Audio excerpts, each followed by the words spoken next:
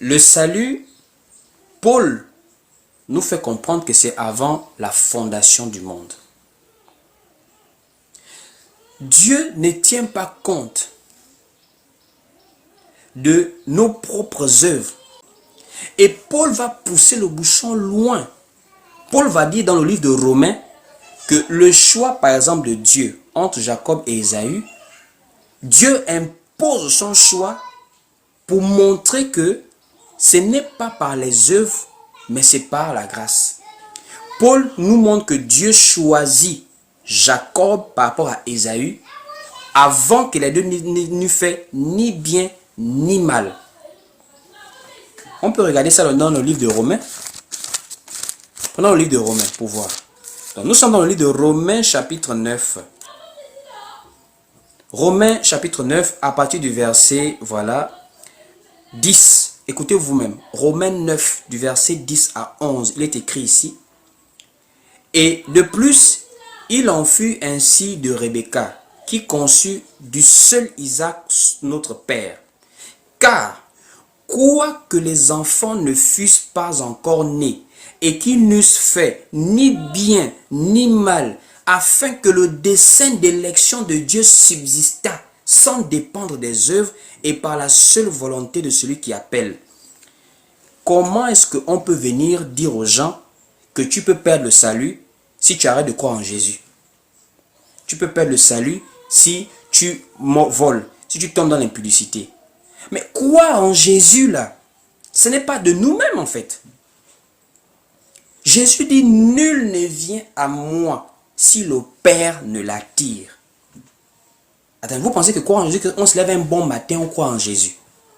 Il y a des, donc, c'est-à-dire un pasteur qui enseigne que si tu arrêtes de croire en Jésus, si tu arrêtes, c'est que tu ne t'es pas appelé à être sauvé depuis la base. Je vous signale que Judas, c'était quelqu'un de bien aussi. Hein? Judas n'était pas si mauvais. Judas a fait des miracles. Judas a prêché la parole.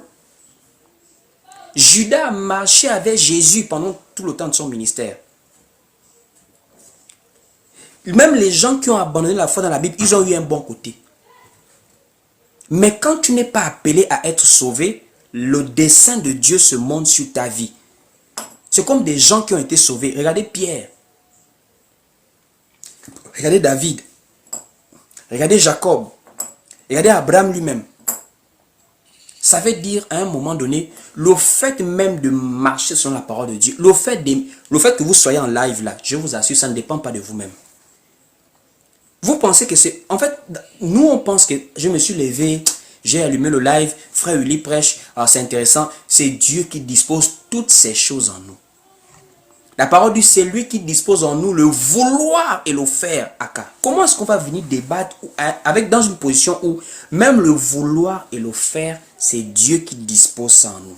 Comment tu fais un débat que non, parce que tu vas arrêter de croire en Jésus. Arrêter de croire en Jésus, c'est Dieu qui n'a pas disposé cela en toi. Voici même pourquoi quand on parle de l'amour de la vérité, c'est Dieu qui dispose l'amour de la vérité en nous. Quand on parle des gens qui s'égarent, le livre de 2 Thessaloniciens nous dit aussi Dieu leur envoie une puissance d'égarement.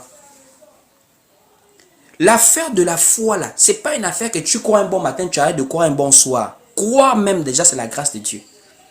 Le livre de Jean nous dit, quand le consolateur sera venu, l'esprit de vérité, il viendra convaincre le monde en ce qui concerne le péché, la justice, le jugement. C'est le Saint-Esprit qui dispose en toi la conviction du péché, la conviction de la justice, la conviction du jugement. Donc d'emblée, nous ne croyons pas de nous-mêmes, nous croyons à cause de Dieu. Si le fait de croire en Jésus-Christ est une capacité que l'homme a, mais c'est que tous les hommes peuvent être sauvés. Un matin, quelqu'un vient dans la foi, après il répare, après il revient, il répare, il revient, il répare, il répare. Donc en un mot, le salut ne se donne plus par la grâce de Dieu. Je vous signale que le salut est un don de Dieu. Le salut est un don de Dieu. C'est pas quelque chose, c'est pas un résultat qu'on obtient par un effort. C'est un résultat. Tout le monde peut avoir ce résultat par ses efforts. Mais c'est un don. Ça veut dire que Dieu choisit. Le fait que Dieu choisit, ça veut dire si tu n'es pas dedans, c'est que Dieu ne t'a pas choisi. Donc, on ne peut pas venir nous dire, non, ça veut dire que tu peux arrêter un bon matin. Ceux qui arrêtent, c'est ceux qui n'étaient pas prédestinés à être sauvés. Voici pourquoi la parole dit, les impudiques, tout ce qui commet de telles choses. Ça ne veut pas dire ceux qui croient en Jésus, ça veut dire les impudiques. Un impudique, c'est quelqu'un qui vit d'abord dans le péché. C'est pas quelqu'un qui est en Christ, mais qui vit dans le péché. On ne peut pas être en Christ, on vit dans le péché. On peut être en Christ et on a des faiblesses. Et l'Esprit de Dieu met en nous la tristesse de la repentance. Tu as eu une faiblesse, tu te répands de cette faiblesse et puis tu te relèves. Le juste tombe et se relève. L'esprit est disposé, mais la chair est faible. L'impudique, c'est celui qui vit dans le péché. Le péché est une nature. Les impudiques, les voleurs, les menteurs, ce sont des gens qui vivent dans le péché. Ils ont la nature pécheresse. Ce n'est pas des gens qui sont debout dans le cours de la marche. Ils ont des défauts, ils ont des faiblesses et le Seigneur les a fermis. Pierre a coupé l'oreille de quelqu'un. Pierre a régné Jésus. Oh, David était un adultère. On n'encourage pas le mal. Je dis, le salut ne peut pas être quelque chose qui est comparé à un effort qu'on obtient. Le salut est un don. Et Paul, qui a prêché sur ce don, c'est le même Paul qui vient parler des efforts après. Paul dit, je traite durement mon corps et je le tiens assujetti, de peur d'être rejeté moi-même après avoir prêché aux autres. Le même Paul qui dit et pourtant que c'est un don de Dieu qui ne dépend pas des œuvres.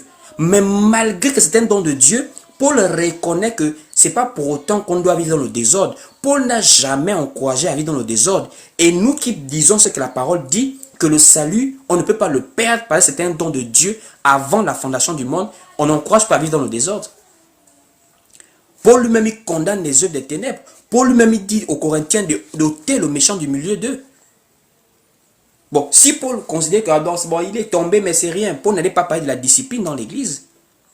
Paul dit, avertissez ceux qui vivent dans le désordre. Paul, il mettait sur la doctrine. Mais pourtant, il sait que c'est un don de Dieu. Ça ne dépend pas des œuvres, non? Mais Paul reconnaissait quand même qu'il y a des œuvres de la foi. C'est-à-dire, dans la foi, nous devons porter du fruit. C'est à leur fruit que vous les reconnaîtrez.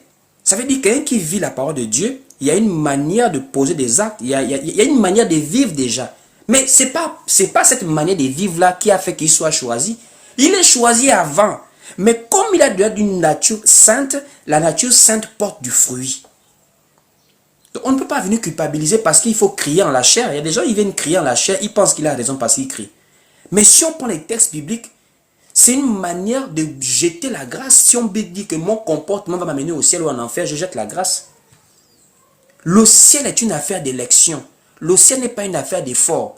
Personne, parce qu'il a dit de voler, ne va aller au ciel à cause de ça. Le brigand à la croix ne s'était pas comporté bien un seul jour pour que Jésus puisse le détecter. Il part à la croix en tant que brigand, mais il va au ciel en tant que croyant. Je dis, le brigand part à la croix en tant que brigand, mais il va au ciel en tant que croyant. On part au ciel parce qu'on a cru en Jésus-Christ. On ne part pas au ciel parce qu'on était des hommes bien sur terre. Il n'y a pas d'homme sur terre qui est bien. La parole dit, il n'y a pas d'homme sur terre qui ne pêche point. Il n'y a pas.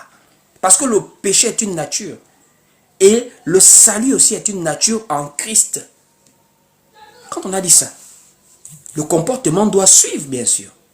Moi, je suis pour le bon comportement, puisque les apôtres ont prêché la bonne conduite. Allons-y lire les passages. Peut-être que les gens ne comprennent pas.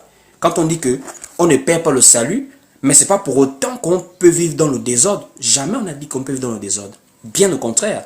Dans le salut, on porte aussi une identité spirituelle qui se manifeste par notre manière de vivre sur la terre. Nous sommes des enfants de Dieu. Nous sommes la lumière du monde. Des ambassadeurs de Christ. On vit la parole de Dieu. Allons-y prendre 1 Corinthiens. Comment Paul parle de se faire violence. 1 Corinthiens, chapitre 9 au verset 26. 1 Corinthiens 9 au verset 26, il est écrit ici. Moi donc, je cours, non comme à l'aventure. Je frappe, non comme battant l'air. Mais je traite durement mon corps et je le tiens assujetti de peur d'être moi-même rejeté après avoir prêché aux autres. Après avoir prêché aux autres. Pierre, il tient assujetti. Il tient ce jeté. Et quand il dit de peur d'être rejeté, c'est pas qu'il remet en cause le salut de Christ. Il présente en fait sa vie. De peur qu'elle ne soit pas agréable à Dieu, alors qu'il a fini de montrer aux autres la voie du salut, la manière dont il faut marcher. Voici même pourquoi maintenant, l'apôtre Paul et l'apôtre Pierre nous parlent maintenant de la conduite. Le même Paul va maintenant commencer à dire, il faut qu'on avertisse ceux qui vivent dans le désordre. Et pourtant, Paul parle du salut qui est la grâce de Dieu. Allons-y lire un passage. 1 Thessaloniciens chapitre 4. On va lire quelque part, voilà. 1 Thessaloniciens, on va lire ça pour voir. 1 Thessaloniciens chapitre 5, voilà, chapitre 5 verset 14. 1 Thessaloniciens chapitre 5 au verset 14, allons-y lire. Nous vous en prions, frères. Nous vous en prions aussi, frères. Avertissez ceux qui vivent dans le désordre. Consolez ceux qui sont abattus. Supportez les faibles. Usez de patience envers tous. Avertissez ceux qui vivent dans le désordre. C'est maintenant ce que l'apôtre Pierre va dire. Ayez une bonne conduite au milieu des païens. 1 Pierre chapitre 2 au verset 12. C'est clair en fait. 1 Pierre 2 au verset 12 il est écrit ici. Ayez au milieu des païens une bonne conduite. Donc c'est pour dire, quand on dit que le salut ne se perd pas, c'est pour dire, nous sommes dans un scénario que Dieu lui-même a déjà écrit en fait d'avance.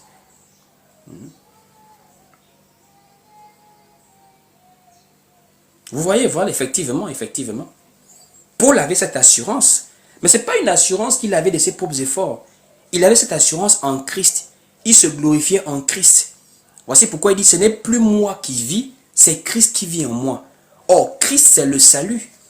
Il part chez Zachée, il dit, aujourd'hui, le salut est entré dans ta maison. Simeon le voit, il dit, Père, tu peux maintenant laisser ton serviteur s'en aller en paix, car mes yeux ont vu ton salut. Avoir Jésus, c'est avoir le salut. Peu importe les difficultés qu'on peut vivre dans la foi sur la terre, humainement parlant, mais tant qu'on a Christ, avoir Christ, c'est le salut. Ça ne veut pas maintenant dire qu'on doit se laisser aller au mal. Ça ne veut pas dire ça. Ça ne veut pas dire qu'on doit maintenant se comporter comme on veut. Au contraire, l'Église, la parole de Christ, la sainte doctrine, nous impose une discipline de vie. Quand Paul dit ce n'est plus moi qui vis, c'est Christ qui vit en moi. Vous pensez que c'est un truc facile, hein? Les gens ont compris ça dans le sens que non, je suis protégé, c'est vrai. Mais quand on dit ce n'est plus moi qui vis, ça veut dire je ne vis plus selon mes penchants charnels. Dans ma chair, je peux vouloir boire du vin, je peux vouloir m'amuser, écouter la musique perverse, aller me laver à la plage en sous-vêtements comme tout le monde. Mais comme c'est Christ qui vit en moi, c'est une discipline de vie. Christ, lui, c'est quelqu'un d'obéissant. Il a obéi à Dieu jusqu'à la mort et la résurrection. Donc s'il vit en moi, je vis selon la parole de Dieu et non selon mes propres désirs. C'est une discipline de vie. Ça ne veut pas dire qu'on remet en cause le salut parce qu'on se comporte comme ça. Le salut est un don de Dieu. Si on se comporte comme ça, c'est parce que Dieu nous donne la capacité de le faire. Ce n'est pas de nous-mêmes. Qui de lui-même peut vivre saintement sur la terre? Sur la terre, qui peut vivre la sainteté? Personne. C'est l'Esprit de Dieu en nous. C'est Christ en nous qui nous permet de vivre la sainteté. Personne n'aime s'autodiscipliner. Nous sommes des faibles, des pécheurs, nés, naturels. C'est la nature divine qui est sauvée. Parce que cette nature divine qui a été renouvelée en Christ.